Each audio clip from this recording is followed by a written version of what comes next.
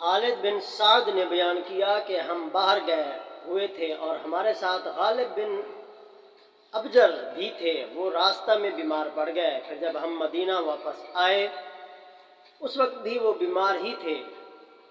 ابن ابی عتیق ان کی عیادت کے لیے تشریف لائے اور ہم سے کہا کہ انہیں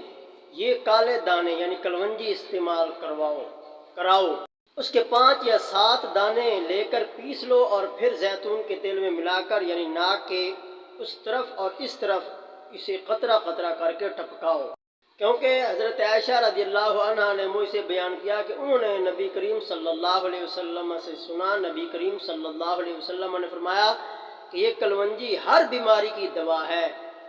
سوا سام کے۔ میں نے عرض کیا سام کیا ہے؟ فرمایا کہ موت ہے۔